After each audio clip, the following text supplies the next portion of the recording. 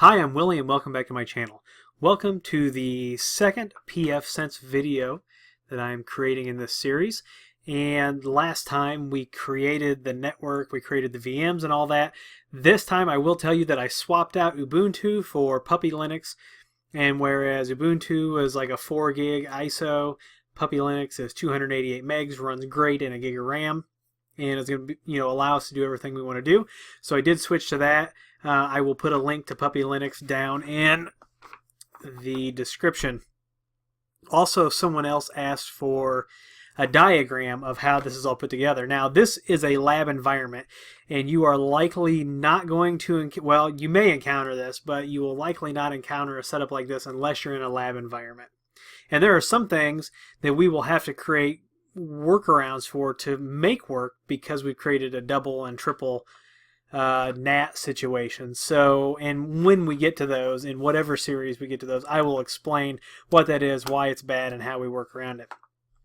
But for now, let's go ahead real quick and take a look at our diagram.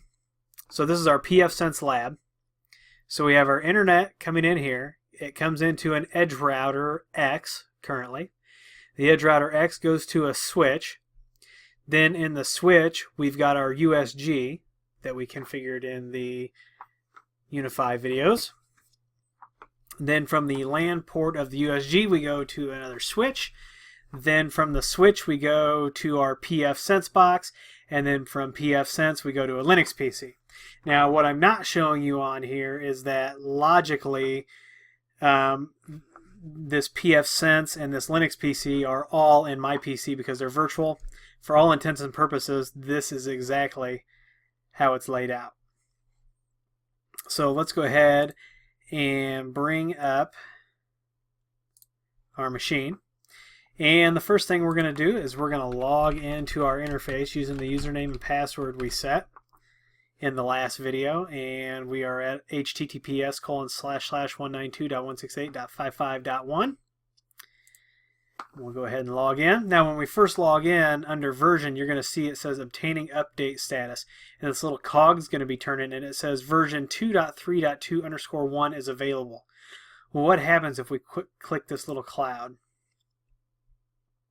It's going to come over here to the system update. It's going to say confirmation required to update pfSense system. Right now we're on 2.3.2. The latest base system is 2.3.2_1. Confirm update. Confirm.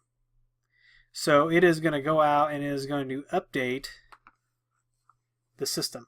And it tells you here that it may take several minutes. You see it's fetching all the files. Done indicates that it would be done. Okay, the updates are done, and then you get a message that says system update successfully completed. And then we get this rebooting, and then page will automatically reload. So once this timer counts down, the page is going to automatically reload. Okay, the page reloaded, and now we're back at our login screen, so we're going to go ahead and log in. And the main point of this video is I want to real quick look at the menu system and how it's set up and what's under each menu. We're going to go through this real quick. I want you to, if you're following along with this, I want you to get familiar with this. Remember, this is a lab. This is where we can break things. This is where we can experiment so that as we deploy this in real world scenarios, we've had our hands on it, we've broken it, we've seen some things, we have some experience. So that's, we're going to kind of step into this to kind of build that skill set. So we're logged back in. On the first page we have our host name, then to the right we have our interfaces with their IP addresses. Underneath that we have system is pfSense, here's the serial, here's the version, and it says this system is on the latest version, platform pfSense. Our CPU type, the uptime, the current date and time, our DNS servers, state table size, and you can click on show states. And this will show you what they call the state table. Here's our load average, our MBUF usage, our CPU usage, our memory usage, swap disk, and disk usage. Also, the memory or the question will probably come: what's an MBUF? And an MBUF is like a buffer, and network stuff is stored in the MBuffer. So you can, a lot of these things, if you don't know what they are, you can Google search them, or we are probably going to eventually cover them here in a video. So that's our landing page. So then under System, we have Advanced. And if we go to Advanced, you can see we have Admin Access. So this deals with stuff under the Web Configurator, Firewall and NAT, Networking, Miscellaneous, System Tunables, and Notifications. So if we go back to Admin Access, it's asked for our protocol, our SSL certificate, the TCP port. Look at these. Go into the menus as we're going over them and look at the menus and read this. I mean, pfSense makes a real effort to make this easy for you to understand what each of these items are. Web GUI redirect, Web GUI login autocomplete, Web GUI login messages, anti-lockout. So if this box is unchecked, access to the web configurator on the LAN interface is always permitted regardless of the user-defined firewall set. Check this box to disable this automatically added rule so access to the web configurator is controlled by the user-defined firewall rule. So if you create a firewall rule to block the web configurator and this is disabled, no matter how many firewall rules you create, you're still going to be able to get to this interface. DNS rebind check, alternate host names, browser enforcement, browser tab text, and we've got SSH options, so we can enable SSH. Disable password login for SSH, which means you have to use key-based authentication. And then you can actually go in and configure keys for each user that will be SSHing into your pfSense box. We can change the SSH port. By default, it is 22. We can enable the serial terminal, the speed, and the primary console for that, and then we can password protect the console menu. You may want to do that. After the next video, we'll get into some more of the actual technical configuration, and so we'll go through some of these options. Under Firewall and NAT, we've got IP do not fragment compatibility. This allows for communication with hosts that generate fragmented packets with the don't fragment bit set. Linux NFS is known to do this, so this will cause the filter to not drop such packets but instead clear the don't fragment bit.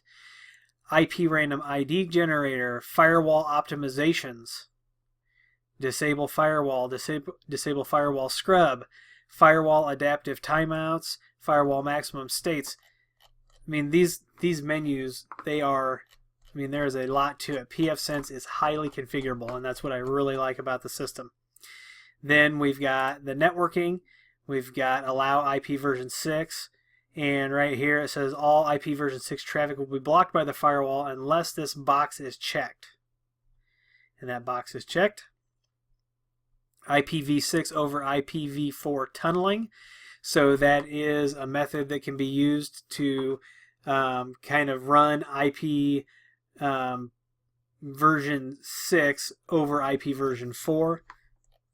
Prefer IP version 4 over IP version 6. You got network interface options. And this is just the advanced tab. So we're gonna buzz through these real quick. Miscellaneous, you have your proxy information, your load balancing, your power savings, your cryptographic and thermal hardware, schedules, gateway monitoring, RAM disk settings, hardware settings, installation feedback. Then under System Tunables, you're going to go in here and it says note, the options on this page are intended for use by advanced users only. So we will get into the usage of some of these. Basically, that's saying use at your own risk unless you know what you're doing. Then we've got notifications. There's growl, email, and sounds, and we will configure these. Then under System, we've got the Cert Manager. So this is where we can install all different kinds of certificates, and we are going to do a couple different VPN setups with this, and the Cert Manager will come into play there. You got your general setup, so this is where our host name, domain name, DNS servers, and we saw some of this stuff on the wizard when we set it up.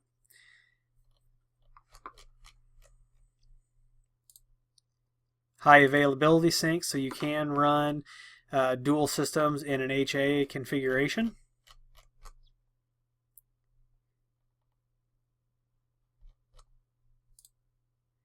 We can log out. We've got our package manager. So this will tell us what packages are installed and what are available.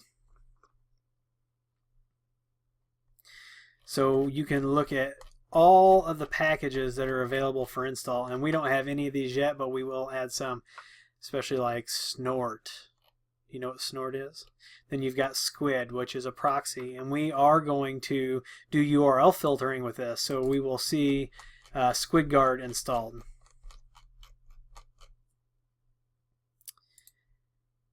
We have our routing, so we've under this you've got gateways, static routes, gateway groups. So static routes, we can manually say if you want to go to the 192.168.5.0/24 network, what's the gateway for that, and then we can give it a description. We'll get into that later. You've got the setup wizard that we've run through. We've got that update, and you can see that we're up to date. And then there's update settings, and you can change the branch, and right now we are running the stable default, but you could switch to the experimental. And then you can disable the automatic dashboard update auto check. I don't know, I mean, that's totally your preference. And then you have your user manager, so this is where we can come in and set up users. And then you can also do authentication servers. So if we went to add, we could create an LDAP query to get users from an LDAP server. So we could have a centrally hosted repository of users that can administer our device. So let's say in an enterprise, you've got 50 of these and you have an admin, and so you can then give that, if all of these are configured to pull from LDAP, you could in one place disable a user account that should disable it here, and then you wouldn't have to touch each box.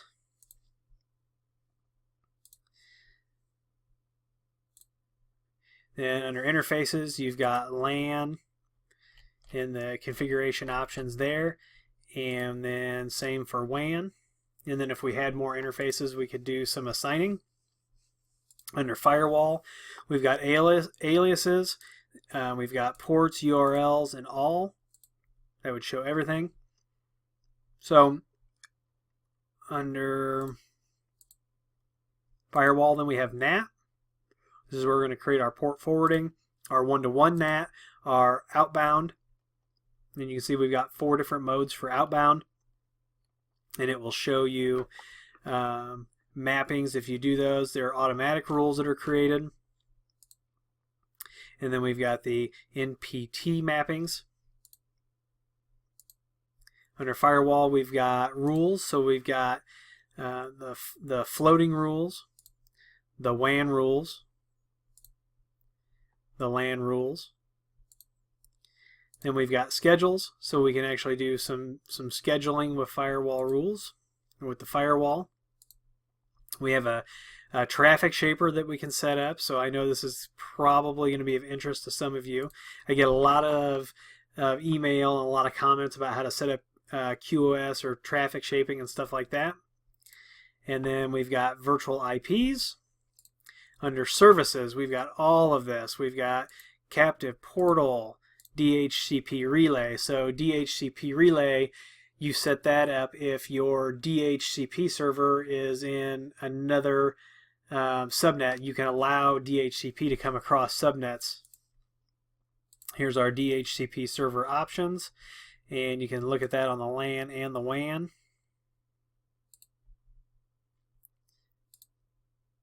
You got DHCP version 6, relay version 6 server. We've got DNS forwarders. We don't have any of that configured yet, but we are going to get there. DNS resolver.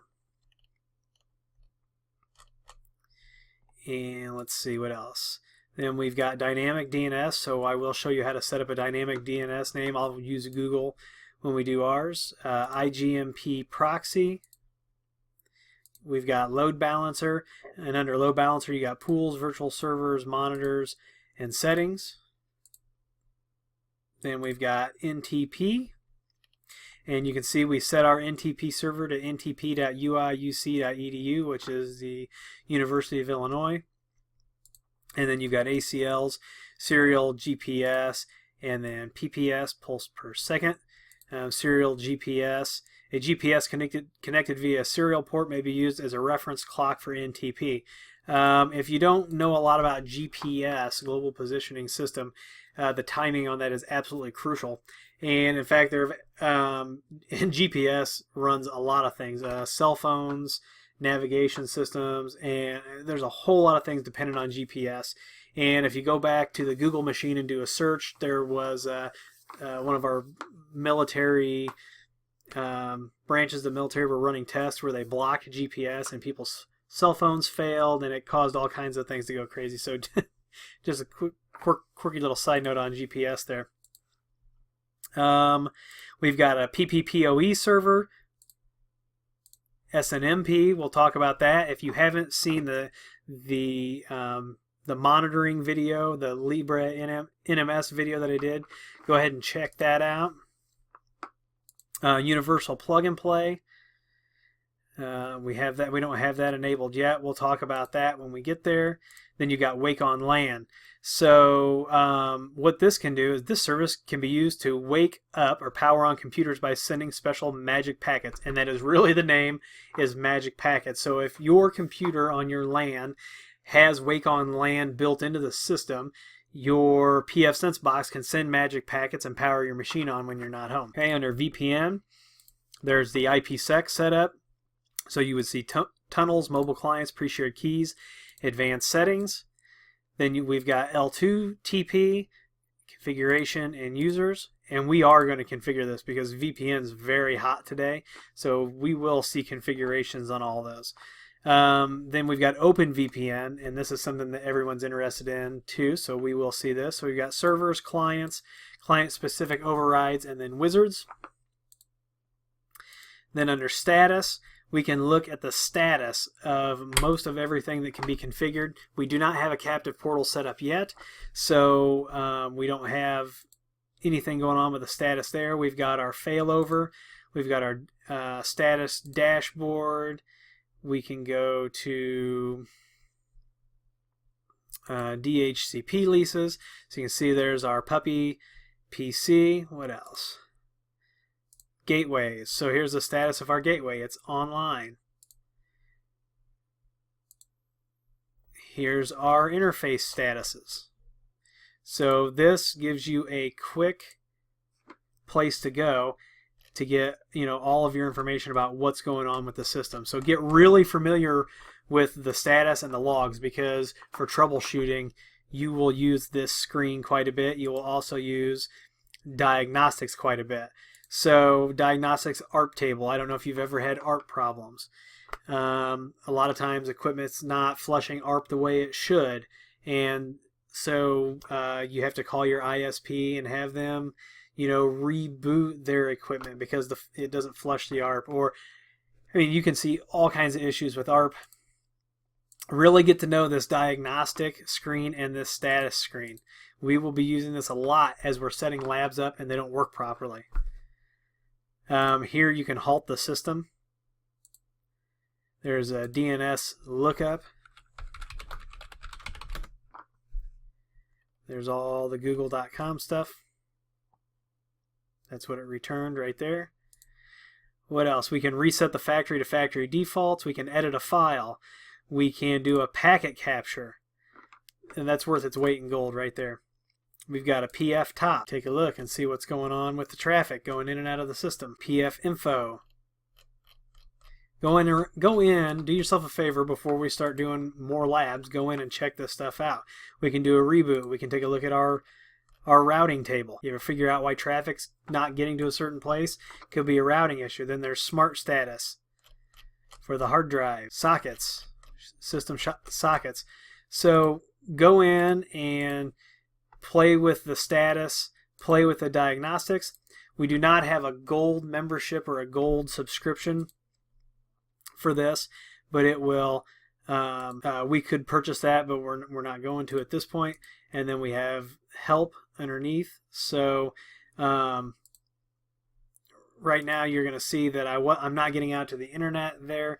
It's because this machine, the puppy machine, came up and it says that it's 11:55 at night. I didn't plan on surfing the web here, so I didn't adjust that yet. In the next video, when we do our first configuration lab, we will change that. So that's it. Do not be afraid to get into this interface in a lab environment and break it.